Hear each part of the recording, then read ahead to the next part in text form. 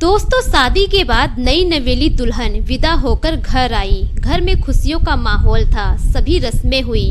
सुहाग रात पर दूल्हा दुल्हन के कमरे में गया, लेकिन उसके थोड़ी ही देर के बाद दूल्हा चुपके से कमरे से बाहर निकल गया। दुल्हन इंतजार करती रही, लेकिन दूल्हा नहीं लौटा। घर वाले भी उसके छानबीन में लग गए। आखिर क्या थी पूरी कहानी, आइए जानते हैं इस वीडियो में। पर वीडियो में आगे बढ़ने से पहले आप सभी से एक ही रिक्वेस्ट है कि वीडियो को लाइक कर दीजिए और चैनल को भी सब्सक्राइब कर दीजिए, ताकि मेरा हौसला बढ़ता रहे। दोस्तों, मेरा नाम है तबस्सुम खातून और आप सभी का मेरे चैनल पर स्वागत है।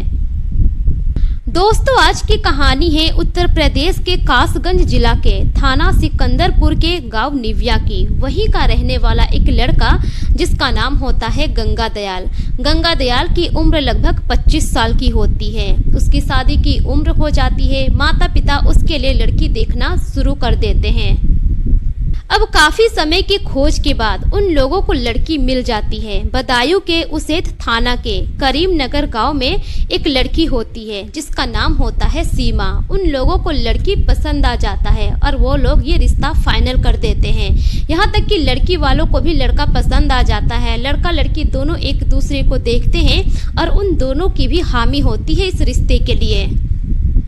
दोनों परिवार वाले शादी की तारीख निकालते हैं। 3 जुलाई साल 2025 की शादी की तारीख रख दी जाती है। दोनों परिवार वाले शादी की तैयारियों में जुट जाते हैं। धीरे धीरे ऐसे ही समय गुजरता है।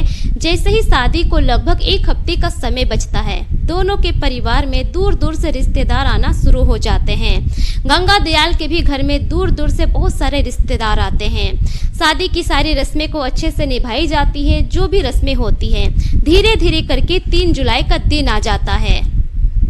अब 3 जुलाई 2025 को गंगा दयाल बड़े ही धूमधाम से बारात लेकर जाता है लड़की वालों के वहां। अच्छे से उन लोगों का स्वागत सत्कार किया जाता है।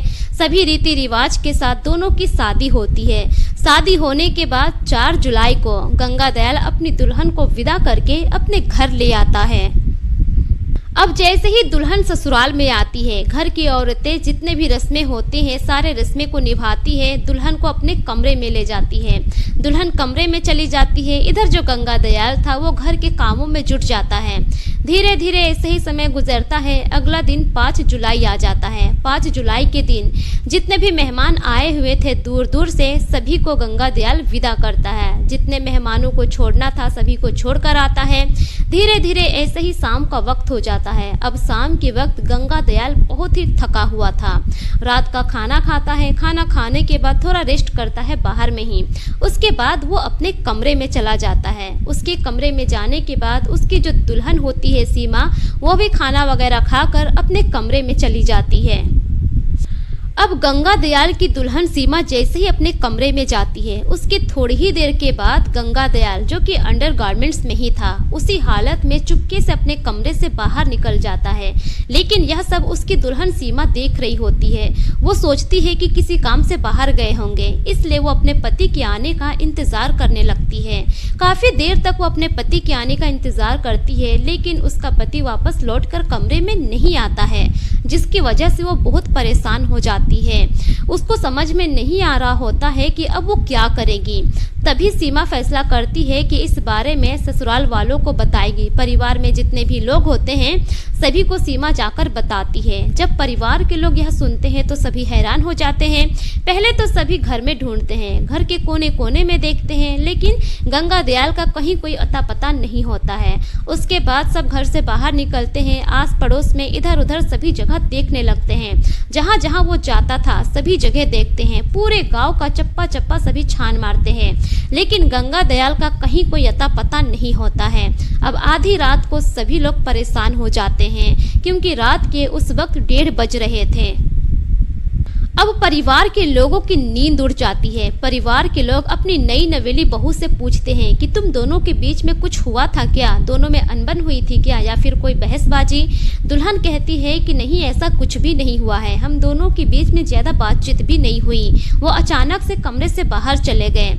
अब सभी परेशान हो जाते हैं कि आखिर बात क्या रही होगी, अचानक से ये कहाँ चला गया। अब जैसे जैसे सुबह का वक्त होता है, सुबह होते ही परिवार के लोग और ढूंढते हैं सभी जगह, लेकिन गंगा दयाल का कहीं कोई अता पता नहीं चलता है।